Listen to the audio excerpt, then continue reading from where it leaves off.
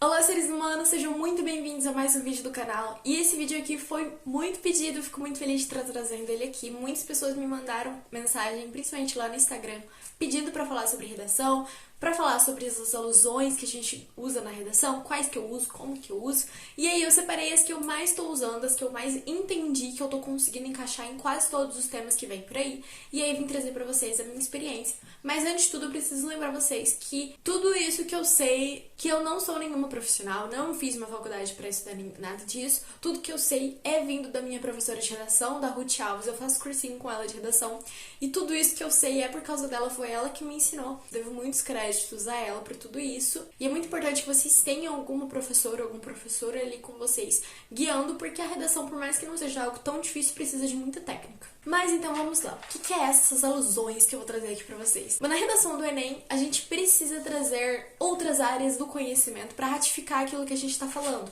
porque nós somos ninguém falando, argumentando sobre isso, então a gente precisa de alguma coisa para mostrar que a gente realmente está falando isso e que isso é certo, é comprovado. Essa outra área do conhecimento é literalmente outra área do conhecimento, você pode trazer sobre tudo. Pode trazer sobre ciência, história, geografia, português, filósofo, sociólogo, filme, música, tudo. Qualquer coisa que ratifique e comprove isso que você tá falando. A gente sempre vê essas alusões coringas que a gente pode usar, né, que são umas citações prontas, mas não usem isso porque você só vai estar dando Ctrl+C, Ctrl+V numa citação.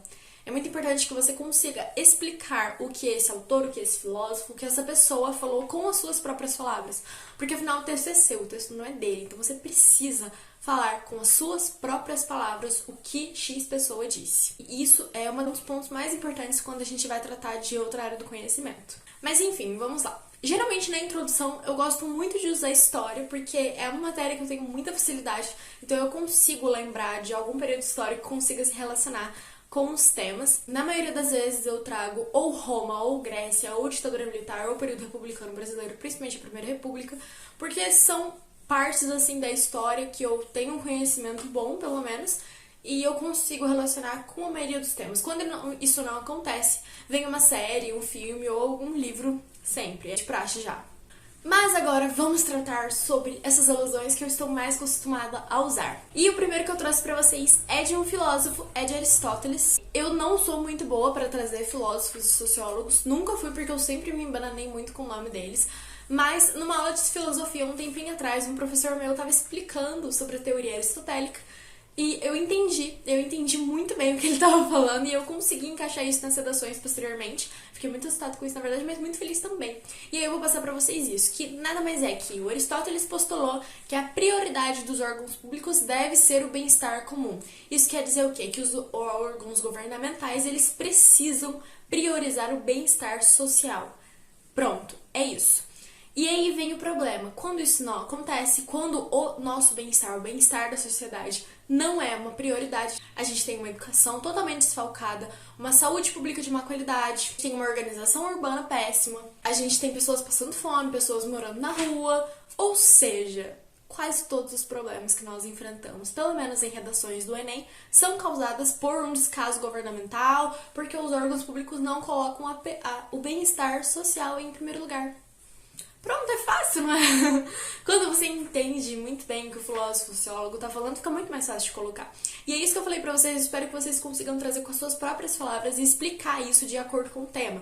Você vai conseguindo adaptar isso com cada tema que você vai falar. E outro filósofo que eu também não costumava usar, porque eu tenho muita dificuldade mesmo com filósofos e sociólogos, mas que eu acabei entendendo o que ele estava falando e aí ficou mais fácil de trazer, é o John Locke, quando ele fala que o dever do Estado deve ser de proteger os seus cidadãos. Quando o Estado não protege os cidadãos, o que acontece? A gente tem violência, a gente tem descaso com os modais públicos, porque as pessoas correm risco de vida, dependendo, né, do transporte público que elas vão andar. Ou seja, milhares de problemas causados porque o Estado não protege os seus cidadãos. E essa é uma outra teoria também muito fácil de utilizar, porque, convenhamos, a maioria dos problemas que a gente encontra é causada por essas duas coisas, então é bem fácil da gente conseguir relacionar. Só, por favor, não confundam os dois filósofos, porque é a minha cara fazer esse tipo de coisa. Por favor, não confunda. Escreve bem grande assim, cola no seu guarda-roupa. Mas vamos lá, falando ainda de saúde, vou trazer uma série pra vocês que eu assisti há um tempinho atrás, que é a série Good Girls. Eu tava assistindo com a minha mãe e eu acho que é no segundo episódio, uma das personagens principais vai levar a filha no médico, porque a menina tem um problema muito sério, o rim dela tá quase parando, ela anda com um cilindro de oxigênio do lado dela assim, ou seja, a saúde dela é bem debilitada e ela leva a menina dela numa consulta pública. Só que vamos entender que a saúde pública dos Estados Unidos ela é paga. Ela só é feita pelo Estado. Só que ela ainda é paga. É mais barata, mas ainda tem que pagar. Não é igual o SUS, por exemplo. A gente precisa defender. Mas enfim, ela leva a menina numa consulta pública e você vê o descaso do médico com a menina. Tipo assim, cheio de papel na sala dele, a secretária falando com ele enquanto a menina tá sendo atendida. Na verdade, nem tá sendo atendida. Ele mal olha pra menina, mal, sabe? É péssimo, é péssimo. Você fica agoniado de ver aquela cena. A mãe tem que falar tudo muito rápido porque o médico tem tipo 10 minutos pra atender ela. Ou seja, um descaso com a vida da pessoa. E aí depois acontece várias coisas, a mulher consegue levar a filha dela numa consulta particular. E a diferença do tratamento é gritante, gritante, gritante, gritante. Ela fala super rápido, assim, falando pra médica que não quer incomodar a vida dela, ela sabe que ela tem muitos outros pacientes pra atender, e ela traz um monte de pesquisa que ela tava fazendo sobre remédios novos que podem salvar a vida da filha dela, e a médica coloca a mão na mão dela assim e fala: calma, bebe uma água, você tá muito agitada. E ela começa a chorar, porque, tipo assim, nenhum médico nunca tratou ela dessa forma. E isso não acontece só nos Estados Unidos. Se você já foi a uma consulta no SUS e depois foi com o mesmo médico numa consulta particular, tenho certeza que você viu a diferença, porque eu vi, minha mãe viu. É gritante, sabe? Não atende você da mesma forma. Deveria, mas não atende.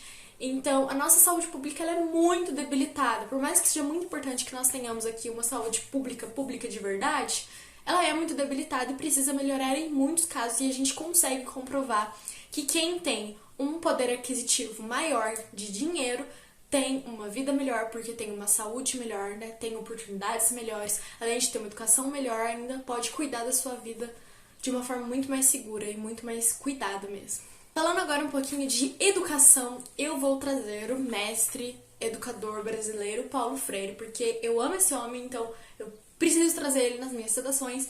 E não vamos trazer a teoria freiriana de uma forma totalmente Ctrl-C, Ctrl-V. Vamos entender o que ele queria dizer e aí a gente consegue trazer na redação. Depois de estudar mesmo e pesquisar sobre a teoria freiriana, eu consegui perceber que o Paulo Freire estava falando era basicamente que a educação consegue dar asas ao ser humano, ela consegue mudar a vida da pessoa, ela consegue libertar ele das restrições sociais. Isso é muito importante porque o indivíduo ele consegue ascender não só socialmente, mas também mentalmente. Então a educação é de suma importância pro indivíduo. A forma que eu coloco geralmente nas minhas citações é assim, que de acordo com Paulo Freire, a educação ela dá asas ao ser humano e o liberta de toda restrição que possa lhe ter sido colocada. Isso quer dizer que é só por meio da educação que o indivíduo consegue evoluir. Se tiver uma educação de qualidade, muitas coisas conseguem mudar, muitas coisas. Eu mesmo, sempre que eu vejo um tema, eu consigo linkar sempre com a falta de educação. Falta de educação mesmo, educação de ir na escola e de aprender, de ter uma educação de qualidade, porque isso traz muitos problemas sociais que a gente enfrenta. E quando você não tem uma educação de qualidade, quando você não é educado, o que acontece? Você se torna um indivíduo ignorante, você se torna um indivíduo extremamente fácil de ser alienado. E aí a gente entra com duas outras alusões, que é 1984 e Admirável Mundo Novo. São dois livros que eu já falei aqui no canal sobre eles. E eles demonstram mesmo o que essa ignorância consegue fazer, qual é o poder dessa ignorância e como isso pode ser utilizado contra nós mesmos e como é muito perigoso que as pessoas não sejam educadas. Eu, por exemplo, utilizei Teoria Aristotélica e 1984 numa redação que a gente fez sobre a influência da ciência na sociedade. Eu coloquei isso mesmo, que os órgãos públicos eles querem que as pessoas sejam ignorantes, porque assim elas conseguem ser maleáveis, eles conseguem colocar tudo na cabeça dela que elas vão acreditar. Se as pessoas fossem educadas, elas não cairiam nessas armadilhas, porque elas teriam um senso crítico muito bem elaborado. E eu vou parar por aqui. Eu dividi todas as alusões que eu ia trazer pra vocês pra conseguir falar em 2 vídeos, porque senão ia ficar muito pesado, muita informação na cabeça de vocês. Então eu deixei essa metade pra hoje, pra vocês conseguirem pesquisar sobre isso, estudar sobre isso, conseguir elaborar com as suas próprias palavras tudo isso que eu trouxe pra vocês. E aí no próximo vídeo eu trago pra vocês mais alguns sobre outros temas. Então olha, vamos lá. Trouxemos Aristóteles falando sobre o bem-estar social, que deve ser a prioridade dos órgãos públicos. Trouxemos John Locke falando que é dever do Estado proteger a sua sociedade, proteger os cidadãos. Trouxemos Good Girls, as diferenças entre um sistema público e privado de saúde, sobre como quem tem poder aquisitivo tem uma vida muito melhor, porque tem uma saúde de qualidade, porque tem acessos, porque tem uma educação de qualidade. Trouxemos o renomado educador Paulo Freire falando sobre como a educação dá asas ao ser humano e o liberta das restrições sociais, sobre como a educação é o que vai fazer o indivíduo evoluir, e ainda trouxemos sobre como a falta de educação torna o indivíduo ignorante, torna o indivíduo suscetível à alienação, e como isso é extremamente perigoso, e nós vimos as consequências disso nos livros Admirável Mundo Novo e 1984. Esses dois livros já tem uma análise aqui no canal, então se você não sabe nada da história, eu vou deixar os links aqui em cima nos cards, e aí você pode ir lá, entender sobre a história e conseguir relacionar com vários outros temas, não só com esses que eu falei. E foi isso. Eu espero muito mesmo que vocês tenham conseguido entender um pouquinho. Eu trouxe poucos porque são esses que eu tô usando mais. Tem a outra metade que eu vou trazer no próximo vídeo, mas eu não quis encher a cabeça de vocês, porque eu prefiro muito mais que vocês consigam entender uma alusão muito bem pra conseguir encaixar com vários outros temas, do que trazer 10 alusões coringas aqui e vocês ficarem com trilhões de informações na cabeça, não entender nenhuma delas e não conseguir usar nenhuma delas. Lembrem-se sempre de falarem com as suas próprias palavras.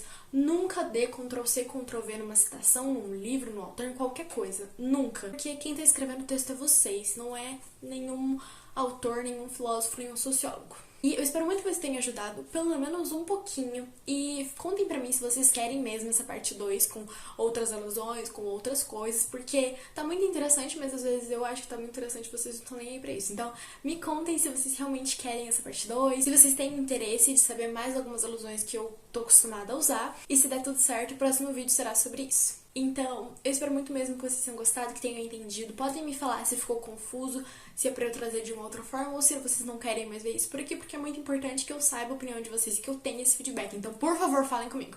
Por hoje foi isso. Espero muito mesmo que vocês tenham entendido. Qualquer dúvida pode mandar mensagem. Se vocês tiverem algumas alusões interessantes que vocês gostam de usar, podem mandar pra mim, afinal eu também sou uma estudante. Só ressaltando que isso daqui é um compartilhamento de experiências de uma estudante para outros estudantes. Não sou formada em nada, não tenho nenhuma capacitação para estar falando isso, mas são realmente as minhas experiências que estão sendo guiadas por uma professora majestosa, e eu já coloco aqui para vocês irem procurar a Ruth. Ela tem um perfil no Instagram que ela posta várias dicas de redação, várias dicas de português, e não só para quem tá fazendo redação do Enem, redação para concurso, redação para qualquer coisa.